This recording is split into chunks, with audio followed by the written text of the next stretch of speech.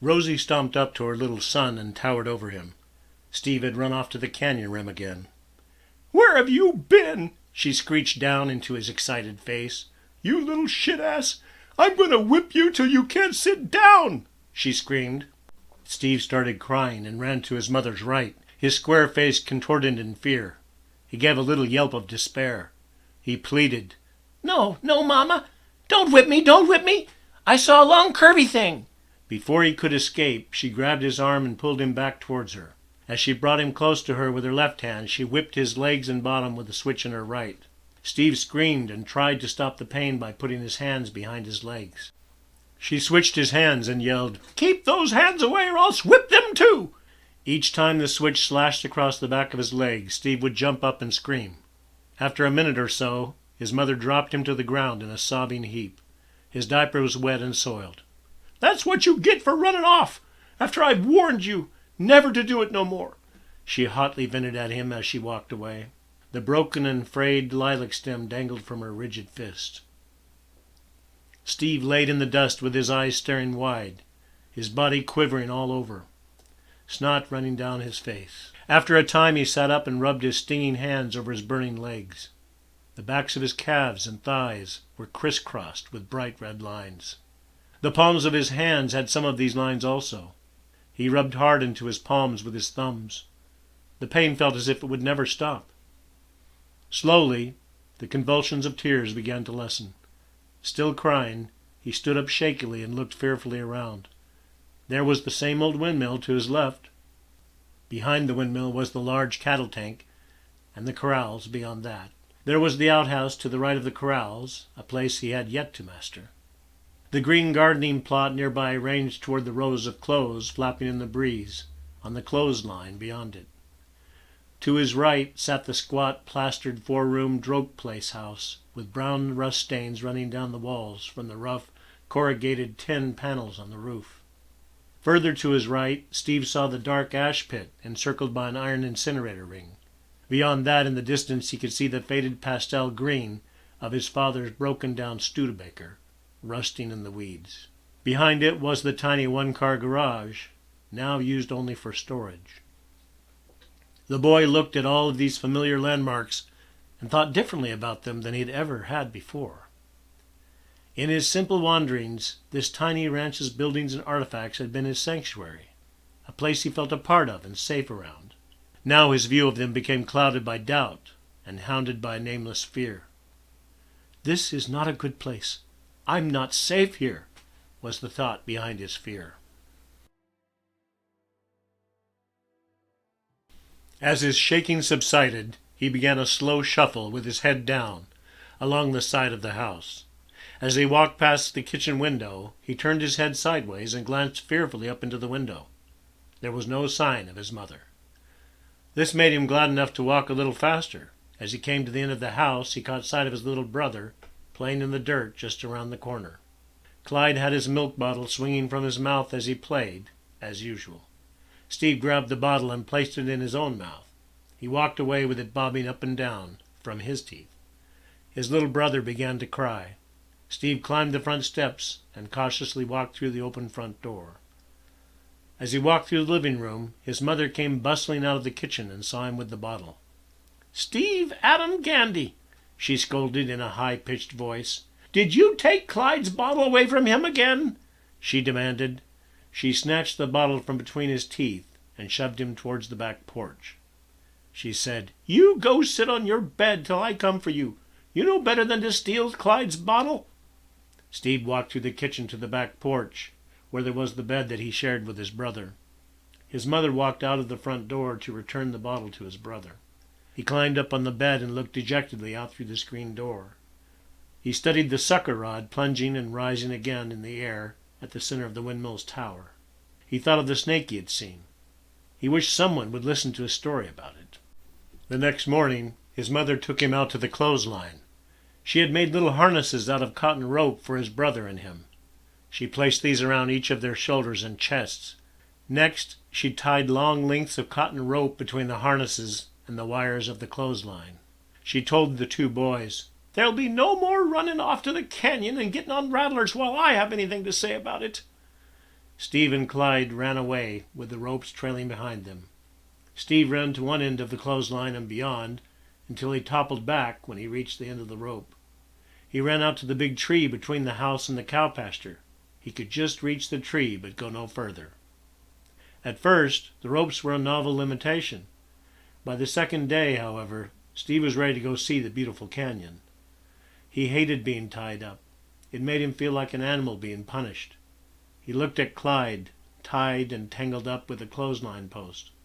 He looked down at where the rope harness constricted his chest. He felt ashamed. He stopped running around, getting enmeshed with his brother and tripping over both ropes.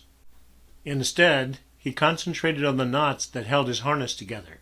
It seemed that each knot was simply curves of rope. Steve studied how the curves changed direction and overlapped each other. He started tugging on the bends of rope. He discovered that he could loosen the knots a little by pulling hard on particular bends of the rope. After hours of alternately worrying with the knots and resting his sore fingers, he finally got one of the knots undone. His mother noticed it was loose and promptly retied it tighter than before. "You can spend all your time trying to get out if you want to, but you'll never get out of that harness until I untie you," she said. As soon as she walked away, Steve started working the same knot free again. His face felt hot, and he was concentrating harder than before. Thus freedom began to be Steve's favorite color. It was a Sunday. Steve wandered through the house searching. Rosie looked over the vibrating rollers of the wringer washer she struggled to control. "Steve, what are you looking for? I know that look. Don't you go getting into anything without asking first, right?" "I just need a little jar. Gonna catch a bug." Rosie took on a worried look. "A bug? Just what kind of bug? We've got more than enough bugs in this house already." Steve continued looking around. "It's shiny and black, except for a pretty red belly. I want to catch it for a pet." "Shiny black with a red belly? Joe! Joe, get in here! I think Steve's found a black widow spider. He says he's going to catch it and put it in a jar as a pet." Joe walked into the kitchen looking concerned. "Just where did you see this bug, Steve?" "In a hole in the rocks on the front steps. It's way back in there, but I can get it with a stick. I'm gonna make it my pet," Steve confidently responded while still searching for a capture jar. Without warning, Steve found himself swept off his feet and hanging upside down from his father's strong hands. "Wait! Stop! Put me down! What'd I do? What'd I do?" Steve yelled. "Let me show you something, Steve," Joe growled angrily as he hauled Steve through the house, hanging upside down. He strode through the living room and opened the front screen door. He stepped to the edge of the 3 concrete front steps and lowered Steve until his face was directly in front of the hole in the first step. He could clearly see his prize in the back of the tiny cave in the concrete. "Do you see that spider, Steve?" Still squirming upside down in Joe's grip, Steve said, Yeah, I see it. Now put me down," Steve insisted. "Not yet. I want you to really get this, Steve. This is very, very important. This is not just any bug. It is not a bug you are ever to touch, much less keep as a pet. You see it is shiny black. It has 8 legs, and it has a bright red hourglass on its stomach. You see that, right?" "Yes, but what's an hourglass?" "It looks like 2 red triangles pointing at each other. Steve, this is a deadly poisonous spider. There are a lot of them around us. You stay away from them, and they will stay away from you. One bite from this spider and you are dead. Do you understand me? If you touch this spider, it will bite you and you will quickly die.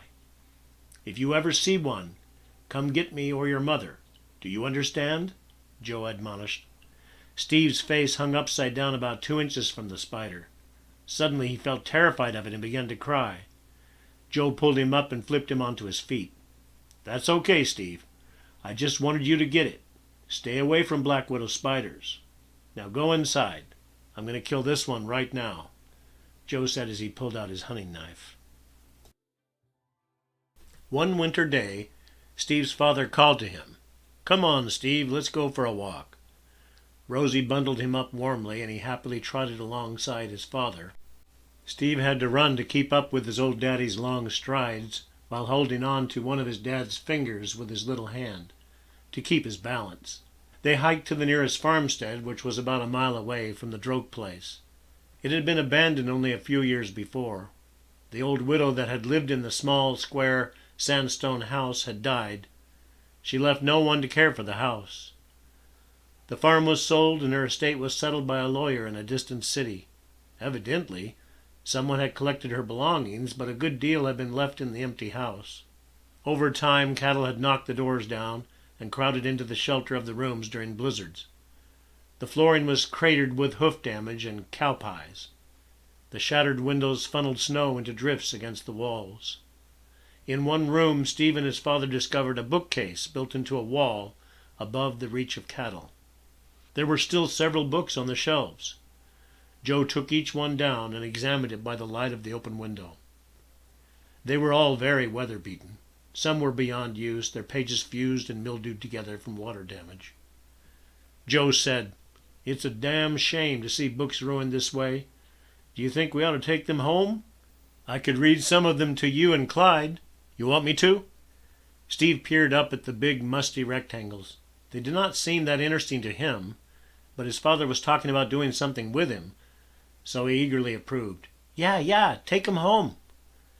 Carrying a load of books under each arm, Joe paced back to their house with Steve in tow, carrying one book. That afternoon Joe placed his sons on both knees and began reading from the dusty books. He read short stories and poetry. One particularly long poem told a whimsical tale that intrigued young Steve's mind. It was Lewis E. Carroll's The Walrus and the Carpenter. Whenever his father read to him after this, Steve would beg to hear this poem. He loved sitting on his father's knee and hearing his father's normally stoic voice change as he impersonated each character in the poem. It was the warmest and closest memory that Steve ever had of his father. Years later in high school, he would memorize the poem.